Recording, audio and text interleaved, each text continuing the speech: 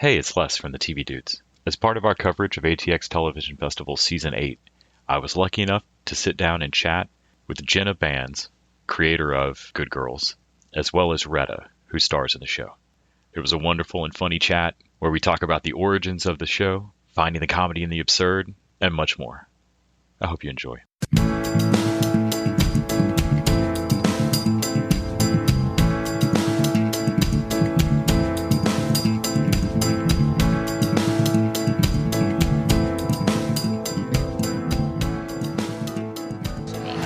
So we're here to talk about Good Girls, which has season 2 coming up. Season 3 coming up. Yep. I had to do one. One of the things that I loved about the show was knowing you from Parks and Rec and expecting you to get all the zingers. And then being surprised that the show is both funny. It's funny because the situations are absurd, not because there's a lot of quips. Can you talk a bit about setting that tone for the show, and then also coming into the role knowing that it's funny but different from what you've done before? I mean, I think it's exactly what you just said.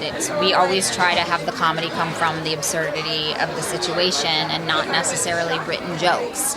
And we have three amazing actresses who can do both comedy and drama. So our job is really to just put them in situations that make you sort of gasp and then make you laugh because they're so ridiculous, and they sort of do the rest. So it's I think when we talk about managing the tone, we'll sort of do a litmus test in the writers' room where we go, okay, if we're pitching jokes, if the inclination is for the entire writers group to start pitching jokes, it's probably too broad of a scene.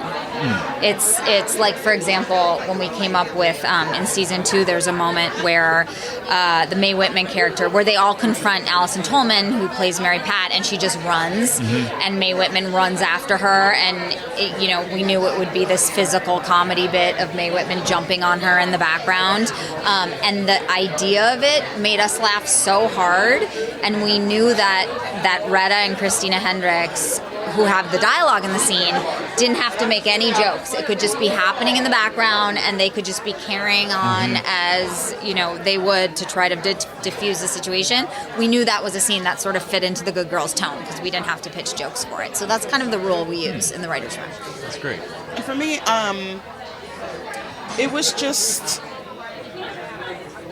it was nice to do something else. It was nice to not have to be funny. It was nice to have emotional moments.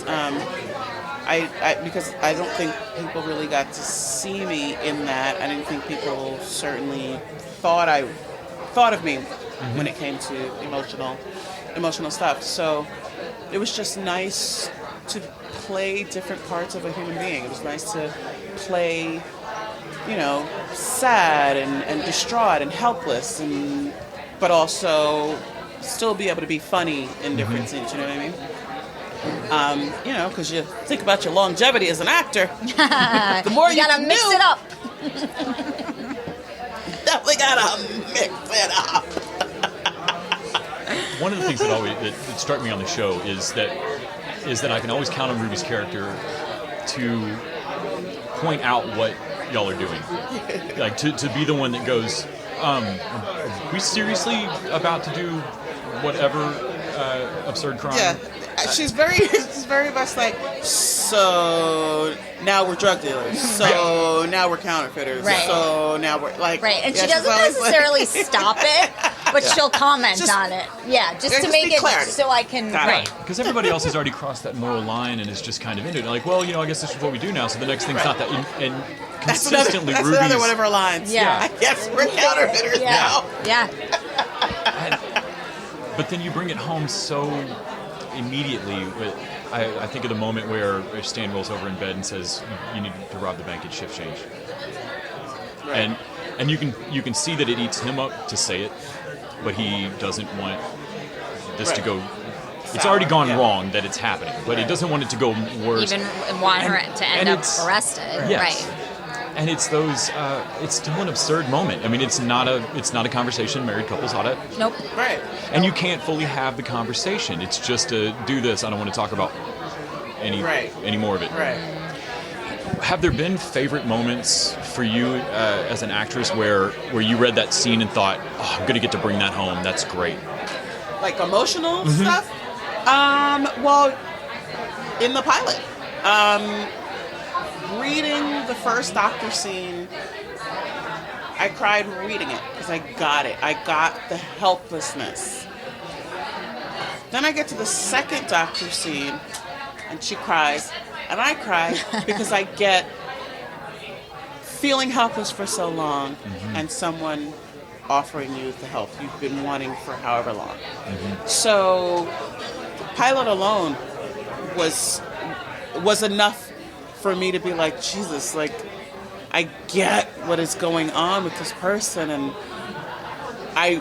if I can cry just reading it, I couldn't wait to portray it because I was like, I'm gonna fuck people up. You know what I mean? With this scene. And honestly, I didn't even think that. I was just excited that it was something that it could, on the paper, could manifest tears within me. So I figured it was going to be emotional for other people, certainly people with kids who they feel helpless when it comes to, the healthcare system. You know what I mean? And honestly, it wasn't even that much thought. It was just that emotion. I get it. Other people I know experience it. But then, you keep going and there's all kinds of things. Fighting with your friends, being upset about that. Fighting with your husband, being upset about that. Finally manning up and being like, fuck, this is what it is. Like, that was a scene I was really excited to do. the way she played that moment. I was very excited about that. I had read that the show concept kind of sprang out of 2016 and conversations with your mom. Yes. And I remember being here at the Fest 2 years ago, and I think it was Bo Williman and Javi Grillo Markswatch spoke about trying to read the news and not stop writing. Right. That, everybody wants to address it, but it's almost insurmountable. And especially at the end of 2016, it was just like, God, I'm just going to crawl under something, screw it. Right. How did you take that energy and do something with it rather than fold under it?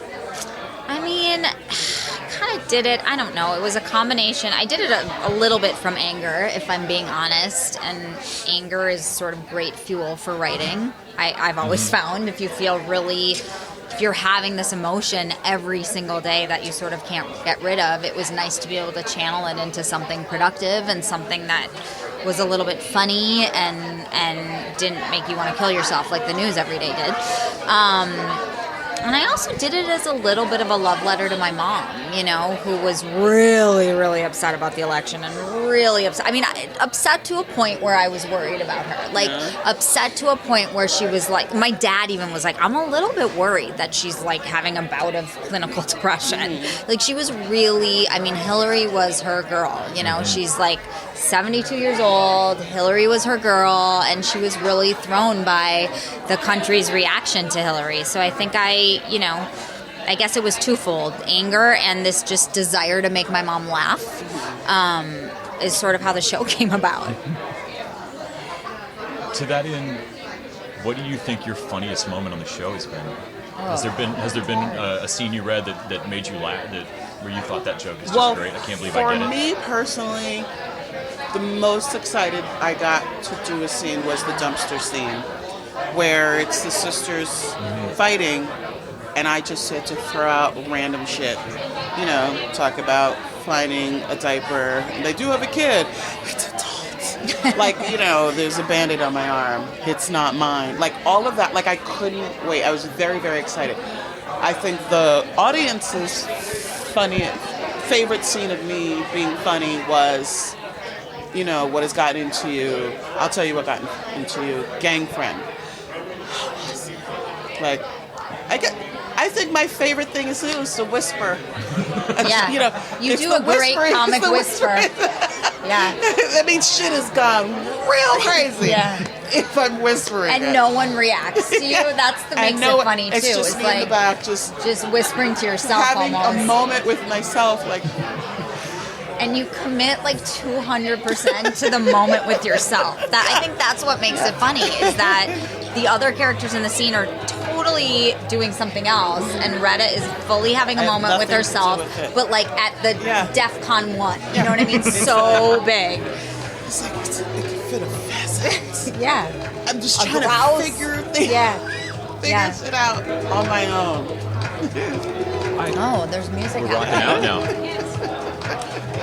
I had read in season 1 that the choice to leave David Hornsby alive at the end of the pilot was not originally how you had done it. True. The what? David Hornsby, Boomer, was supposed to die in the pilot. Originally. Yes. And when I'd read that, I thought, God, that's a great choice. I didn't think about it from the standpoint of not making them actual murderers yet. But from just leaving that, part of what I really liked in the pilot was that loose end out there is it's just dangerous and just out there. Right. And it added an energy to the show. Have there been any other kind of happy accidents or choices or ooh, we love working with that cast member, you know what, you're going to stay alive. Totally. And then it worked out. Well, So it happened again it. with David Hornsby in season 2. David Hornsby is an old friend that I used to wait tables with when I was like 23 years old, and that I cannot kill off my show. He just has to keep coming back. He's so good. He's so funny. I mean, he really is a good actor. And so I think another happy accident was we fully intended to kill him until we were writing the episode, which is the 3rd episode of the 2nd season, where we decided, we're not going to kill him. We're going to make it really seem like he's dead, and then he's going to come back for I think you get one of those my theory is anyway, you get one of those giant twists a season that like makes the audience go, what the fuck? But then if you go back, it does sort of make sense. So that was our one. But there's the other happy accident is Christina and the pen cap. Oh yeah, that's a great happy accident. Do you want to say it? No. Okay. So Christina Hendricks, the actor, did this thing that wasn't scripted in the season finale of the first season, where they were robbing the grocery store again, this time to sort of show what had been happening and put Rio behind bars, and Christina Hendricks bit off a pen cap with her mouth, even though they were wearing gloves and masks, and showing that in real life they might not be the best robbers, these people, but she bit off a pen cap and spit it on the ground, and we saw it in the footage and then used it season 2 as a plot point, that is the pen cap that the FBI agent finds that has her DNA on it. But that moment wasn't scripted. She just did it. She didn't know what to do with it, and couldn't open it because she was carrying stuff and had gloves on and everything. Yeah. This is where my criminal career would come apart. Oh, mine too, because I would totally do that too and not think about it. Thank you both so much for your time. Thank you. Nice to meet you.